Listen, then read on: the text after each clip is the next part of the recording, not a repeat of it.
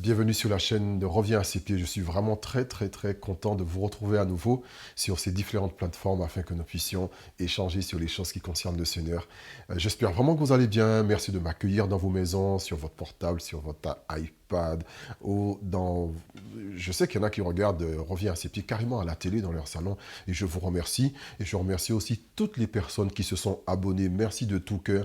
Vous savez réellement que c'est comme ça que vous allez m'aider à avancer, que vous m'encouragez à travailler parce que c'est un travail dans le sens où ça demande beaucoup de temps, ça demande de l'énergie.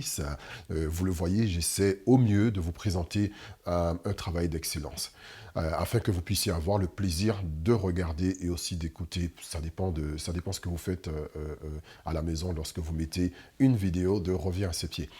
Je vous invite aussi à partager, n'hésitez vraiment pas à le faire, partagez-le au maximum, ce n'est que comme ça que vous pourrez bénir vos connaissances, les gens qui vous entourent, ce n'est que comme ça aussi que la chaîne grandira. Je ne fais pas de publicité particulière, la meilleure publicité, c'est la vôtre. Je vous remercie énormément pour cela. Et comme j'ai coutume de dire sur cette chaîne, si les informations qui sont données, vous les connaissez déjà, eh bien partagez-les. Partagez-les à une personne qui en aura besoin. Et vous ferez grandir cette personne, vous la bénirez. Je vous remercie et le Seigneur vous bénit pour ça. C'est le moyen de répandre la parole du Seigneur le plus rapidement possible. Donc merci à toutes les personnes qui sont aux îles. Je pense à la Martinique, à la Guadeloupe, à la Réunion et à l'île Maurice aussi, où il y a beaucoup de personnes qui regardent de l'île Maurice. Que Dieu vous bénisse. Et bien sûr, toutes les personnes qui sont en métropole, merci pour tout. Merci pour les partages, merci pour les likes et merci pour les commentaires. Je demande bien sûr que ces commentaires soient constructifs ou si vous avez des questions, je prendrai le temps. Ce sera pour moi un plaisir de vous répondre, soit par écrit ou soit par vidéo. Mais je demande à chacun de mettre des commentaires les plus constructifs possibles. Et bien sûr, tout ce qui est d'ordre personnel, merci de les garder pour vous. Sinon, vous me les écrivez en inbox. Aujourd'hui, j'avais vraiment envie d'encourager quelqu'un. J'ai envie d'encourager une personne aujourd'hui. Je me présente, c'est le prophète Marc. Bienvenue sur Reviens à ses pieds.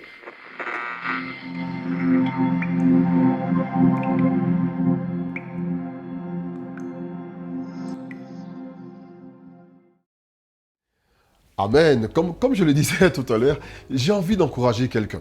Je ne sais pas si vous vous rappelez, pour ceux qui me suivent depuis le début, j'ai eu à faire plusieurs vidéos.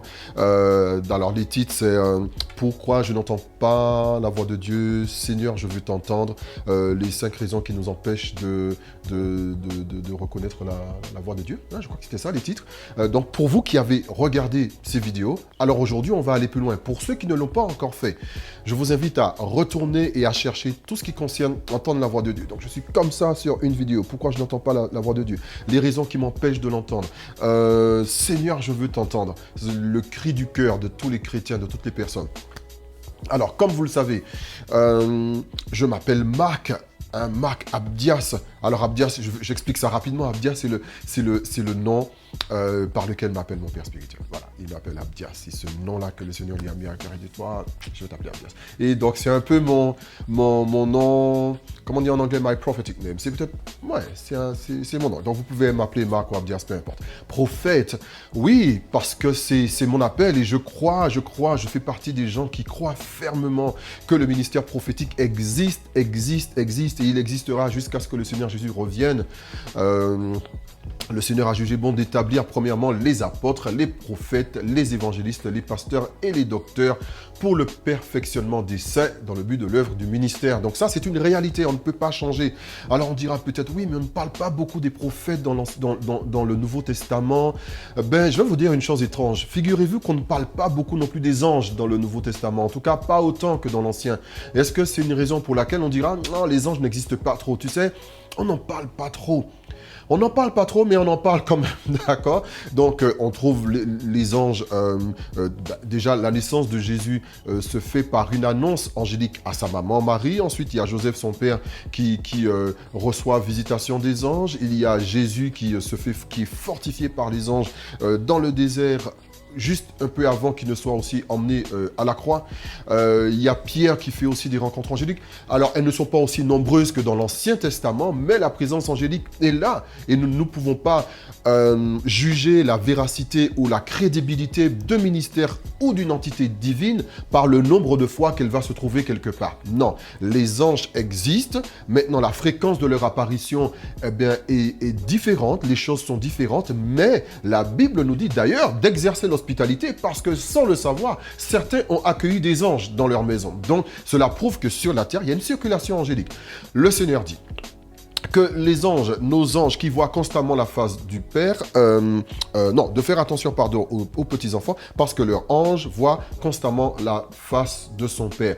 Nous avons des anges qui nous accompagnent dans la vie de tous les jours, mais ce n'est pas mon sujet du jour, donc je ne m'y étendrai pas. Je veux parler des prophètes, je veux parler du prophétique, je veux parler de Dieu, de sa présence, et de la manière dont il s'adresse à nous. Donc oui, le ministère prophétique est d'actualité, le ministère de prophète est d'actualité et les ministères prophétiques sont d'actualité. Donc il y a prophète, celui qui va parler de la part de Dieu. C'est une phrase qui dérange beaucoup les gens. On dira, mais oui, mais est-ce que j'ai besoin de quelqu'un pour me parler de la part de Dieu? Réponse choquante numéro 1, oui. Alors ce n'est pas un besoin, mais cela pourra t'arriver dans ta vie que tu aies besoin de quelqu'un. Un exemple, cela ne t'est-il jamais arrivé de dire à quelqu'un, prie pour moi. Pense à moi dans tes prières.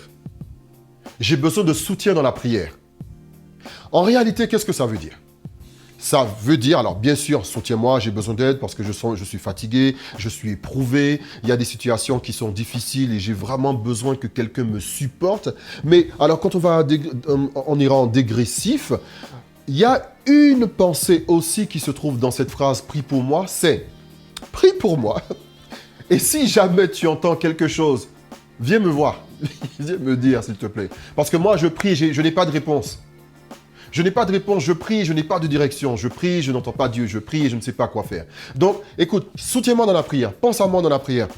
Parce que j'ai bien besoin d'une réponse quelque part. Et aujourd'hui, c'est ce qu'on va voir. On va voir, parce que j'ai vraiment envie de vous encourager.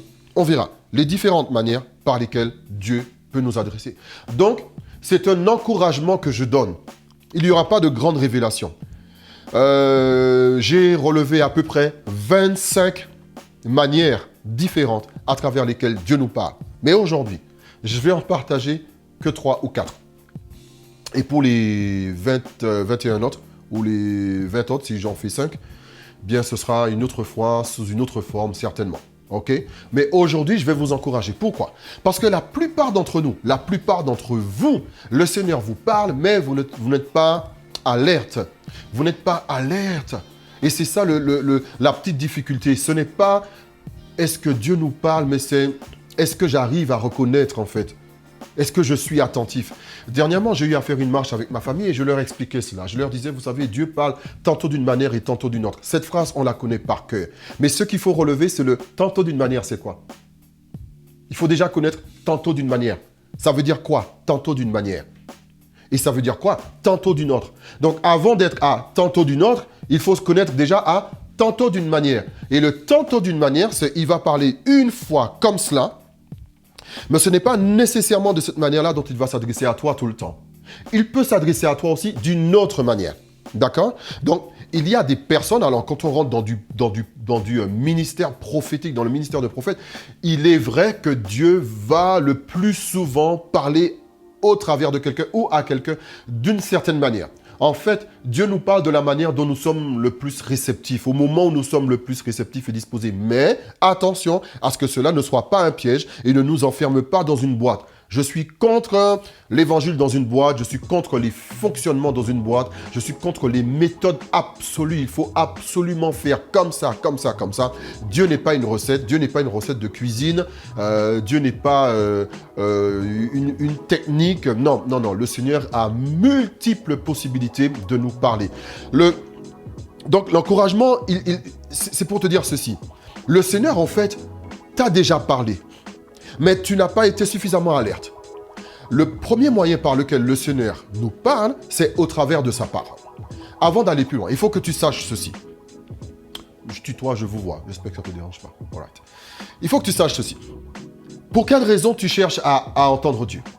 Tu as raison, il faut que tu la mettes sur la table. Il faut que tu mettes la raison pour laquelle tu veux entendre Dieu sur la table.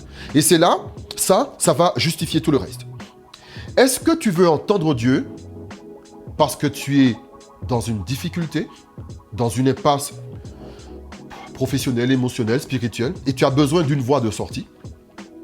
Est-ce que tu as besoin d'entendre Dieu parce que ça fait longtemps que tu es chrétien et puis mince quoi, tu n'as jamais entendu Dieu une fois?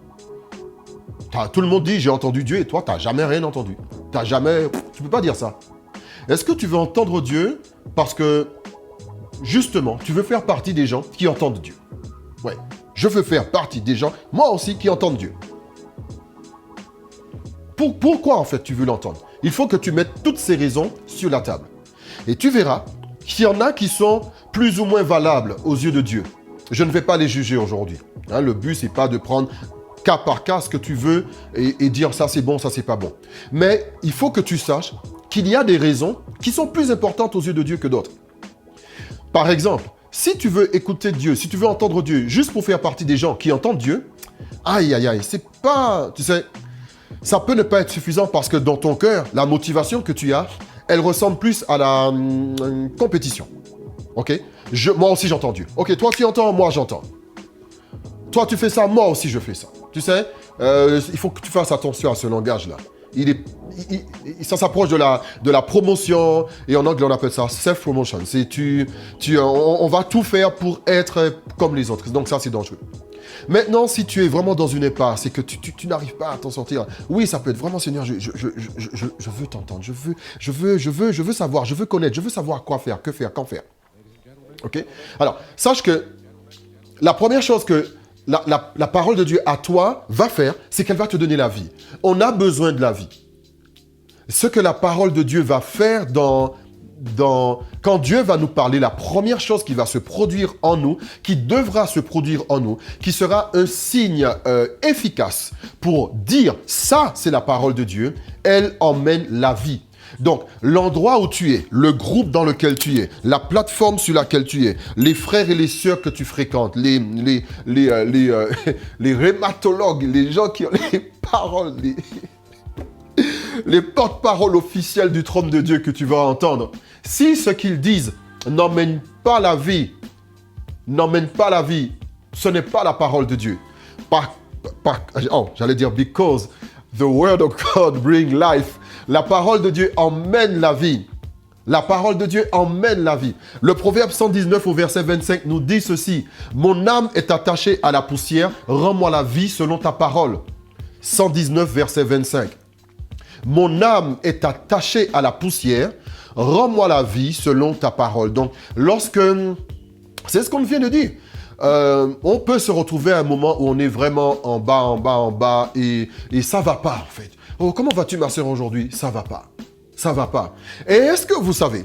Oh my God, je pense qu'on va faire 2 vidéos là-dessus. Je suis excité. Ça se voit que je suis excité? Je suis excité.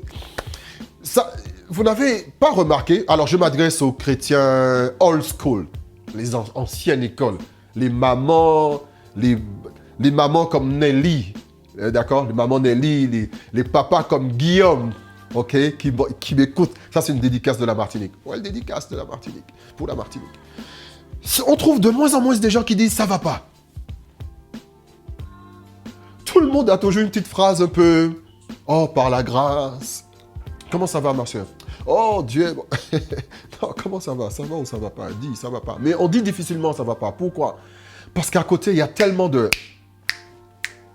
Tout le monde fait, tout le monde monte, tout le monde fait quelque chose. Donc, aujourd'hui, on ne veut pas apparaître pour celui qui ne fait pas, qui n'y arrive pas. Donc, on va dire quelque chose, même s'il n'y a rien, mais on va essayer de montrer, non, écoute, comment ça va? Ça va pas. Parce qu'on est en bas, parce qu'on n'arrive pas. Parce qu'on ne voit pas l'issue. On a des difficultés à trouver ça. Et le problème, c'est qu'il faut trouver une bonne personne à qui tu vas partager ça. Le monde devient de plus difficile à cause de ça. Je ne suis pas en train de vous incriminer, hein, vous qui n'avez pas envie de partager. Écoutez, je recommande d'ailleurs, j'ai des enfants spirituels et je leur recommande ceci. Je leur dis, protégez-vous. Il y en a une en particulier, je sais que tu me regardes, ma fille, que Dieu te bénisse. Tu te rappelles quand je te disais, protège-toi. Protège-toi. Pourquoi? Parce que c'est vrai, c'est pas évident de trouver une bonne personne à qui tu peux partager ce que tu vis, ce que tu ressens. C'est vrai qu'il y a cette difficulté. Et c'est un cri du cœur. Dire ça va pas, ça va pas. Ben, sache que dans ce cas, tu as besoin de la parole de Dieu. Pourquoi? Parce que tu te trouves dans la poussière, tu ne sais pas quoi faire, tu ne trouves pas de travail, la situation est compliquée, ton mari travaillait, il a été renvoyé, et toi, ça fait longtemps que tu es sur le marché, tu n'arrives pas à trouver quelque chose, tu ne sais pas ce qu'il faut faire, est-ce qu'il faut rester dans ton pays, est-ce qu'il faut aller dans une autre région, est-ce qu'il faut bouger financièrement, c'est vraiment compliqué, tu cherches une solution, tu ne sais pas quoi faire, et là, ta vie est comme si elle est en bas dans la poussière, puis parfois, il y a d'autres choses qui se rajoutent, ça t'écrase encore plus, et David dit, écoute Seigneur, rends-moi la vie selon ta parole. On a vraiment besoin de la vie. Donc, la chose que tu vas écouter, qu'elle soit une prophétie, une parole de connaissance, une vision, un songe, elle doit emmener la vie. Elle ne doit pas emmener la peur. Elle ne doit pas emmener la peur. Elle doit emmener la vie. Et même si c'est un rêve ou un songe, c'est une vision qui est un peu effrayante, qui est un peu scary, comme diraient les Anglais, elle doit emmener plutôt la crainte de l'Éternel au lieu d'emmener la peur. Parce que la vision de l'Éternel ne peut pas véhiculer en même temps l'esprit de peur. Est-ce que tu entends ce que je dis? Est-ce que tu me vois bien? La vision, la parole qui vient de l'Éternel ne peut pas véhiculer l'esprit de peur. Sinon, la personne qui transmet cette parole n'est pas correcte. N'est pas correcte. Elle veut t'intimider, elle veut t'influencer, elle veut te faire pleurer, donc elle va arriver avec un esprit de peur, te dire, écoute, si tu fais pas ça, non, ça c'est pas Dieu. La parole c'est peut-être Dieu, mais la manière dont elle va te dire la chose n'est pas forcément de Dieu. Donc il y a la parole et il y a la manière. My God, mon Dieu, on va faire 2 vidéos, parce que ça c'est excitant quand on parle de parole, de comment Dieu fait. Vous voyez comment je suis en train de prendre du temps pour arriver à comment Dieu. Pourquoi? Pourquoi je le fais comme ça? Excusez-moi. Pourquoi je le fais comme ça? Parce que ce n'est pas une question de plateau. Tu sais, le plateau sur lequel on te sert une chose. Donc, je vais arriver avec un plateau avec plusieurs verres, je te porte et je te dis, écoute, prends un plateau, prends un verre, prends ce que tu veux, pardon. Sur le verre, il y a plusieurs verres. Sur le plateau, il y a plusieurs verres. Et tu en prends un et tu bois. Ok, ça c'est une manière. Tu prends un autre et tu bois. Tu prends un autre. Non, c'est pas comme ça. Je dois d'abord t'expliquer. Je vais vraiment t'expliquer. Je ne veux pas juste te donner une recette. Et c'est ce qui va créer de la maturité en toi. C'est le contexte dans lequel le contexte dans lequel la disposition dans laquelle tu es, le contexte dans lequel tu te trouves, c'est très important pour comprendre cela. Donc, la parole de Dieu, elle emmène la vie.